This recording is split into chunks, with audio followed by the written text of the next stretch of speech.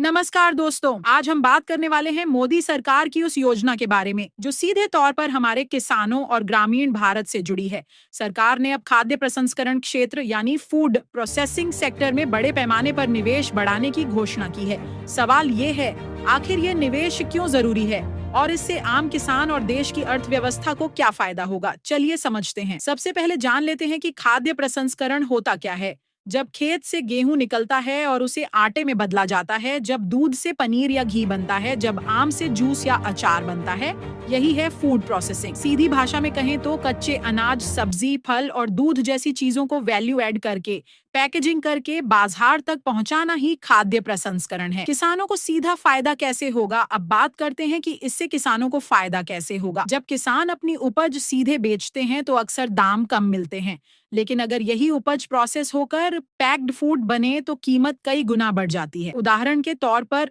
1 kilo टमाटर किसान को 10 रुपए देता है, लेकिन यही टमाटर अगर सॉस या केचप बनकर बिके तो वही किसान 30 से 40 रुपए तक कमा सकता है। यानी बिचौलियों पर निर्भरता कम होगी और किसान को बेहतर दाम मिलेगा। मोदी सरकार की योजना क्या है? मोदी सरकार ने अभी हाल ही में विदेशी और घरेलू निवेशकों को भारत के फूड प्रोसेसिंग सेक्टर में पैसा लगाने का न्योता दिया है। सरकार कह रही है कि आने वाले सालों में लाखों करोड़ रुपए का निवेश होगा। देश भर में नए food processing plant, cold storage और पैकेजिंग यूनिट्स खुलेंगे। इससे किसानों के लिए मंडियों से लेकर निर्यात एक्सपोर्ट तक एक सीधी चेन तैयार होगी। प्रधानमंत्री मोदी का कहना है कि कृषि से उद्योग तक की ये कड़ी भारत को वैश्विक फूड हब बनाएगी। यानी अब भारत सिर्फ अनाज पैदा नहीं करेगा, बल्कि प्रोसेस्ड फूड को दुनिया भर में सप्लाई करेगा। दोस्तों, ये योजना सिर्फ किसानों के लिए ही नहीं, बल्कि आम युवाओं के लिए भी बहुत बड़ा मौका है। नए प्लांट खुलेंगे तो लाखों नौकरियां बनेंगी। पैकेजिंग, ट्रांसपोर्ट, स्टोरेज और मार्केटिंग जैसे क्षेत्रों में भी काम बढ़ेगा।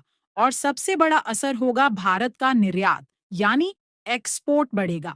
आज अमेरिका, यूरोप और खाड़ी देशों में भारतीय मसालों और दालों की बहुत मांग है। अब जब ये प्रोसेस होकर पैक्ड फूड के रूप में जाएंगे तो भारत की कमाई कई गुना बढ़ जाएगी। तो दोस्तों, साफ है कि मोदी सरकार की ये योजना सिर्फ कागज पर नहीं, बल्कि खेत से लेकर बाजार तक, किसान से लेकर उपभोक्ता तक सबको फायदा पहुंचाने वाली है। अब देखने वाली बात ये होगी कि जमीन पर ये योजनाएं कितनी जल्दी उतरती हैं और किसान भाई बहन इसका कितना लाभ उठा पाते हैं। आपका क्या मानना है? क्या फूड प्रोसेसिंग भारत के किसानों की किस्मत बदल सकती है? कमेंट में अपनी राय जरूर बताइएगा।